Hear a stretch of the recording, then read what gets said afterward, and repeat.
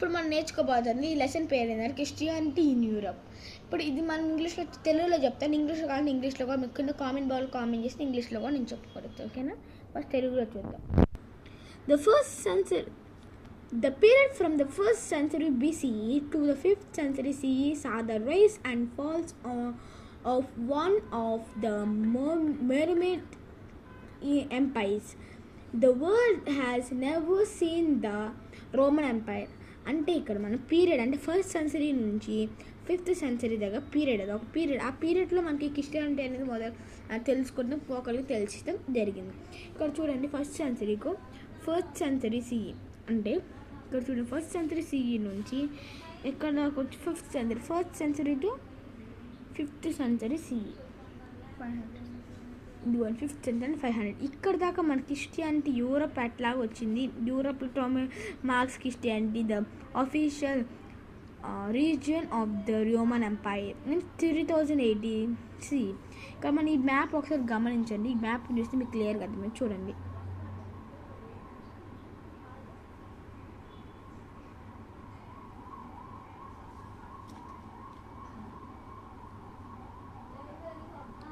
క్లియర్గా అర్థమైంది అనుకుంటున్నా. ఓకే, ఇప్పుడు ఇక్కడ మనకి ఇది ఒక మ్యాప్ చూసేస్తే దీని గురించి మనకు అర్థమైంది. అది రోమన్ ఎంపైర్. అప్పుడు అది రోమన్ అనే ఆయన ఎంపైర్ చేస్తున్నారు కంట్రీని కానీ వరల్డ్ కానీ. It's speak the Roman Empire covers most of empire each western Asia and northern America. ఈయనేంటంటే నార్థర్న్ ఆఫ్రికా ఈయనేంటంటే అన్ని పీక్స్ అంటే రోమన్ ఎంపైర్ నుంచి కవర్ అంటే అందరినీ కవర్ చేశాడు. ఎవరిని అంటే రోమన్ ఎంపైర్. అంతేకాక ఇక్కడ ఉన్న ఎన్ని మోస్ట్ ఆఫ్ ది ఎంపైర్స్, అందరు ఎంపైర్, ఈ రోమన్ ఎంపైర్ అనే ఆయన అందరు ఎంపైర్ని కవర్ చేశాడు. అంటే అందరికి తెలుపుతాం, అందరినీ తెలుసుకుంటాం చేశాడు ఈయన. ఎక్కడక్కడ చేశాడంటే western Asia and northern Africa ఈ టూ వాటిల్లోనే ఈయన ఈ టూ ఇండియన్స్లో ఈ 2 కంట్రీస్లో ఈయన చెప్పాడు ఎక్కడక్కడ ఏమున్నాయి అని. ఈ 2 కంట్రీస్ మాత్రమే ఆయనకు తెలుసు.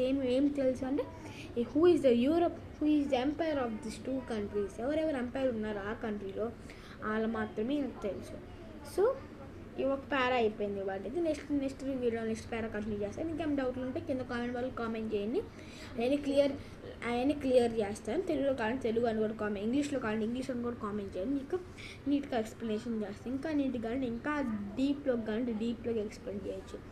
ఓకే, సో మీరు ఇంకా నా వీడియోస్ కావాలంటే like, share, comment and even subscribe also.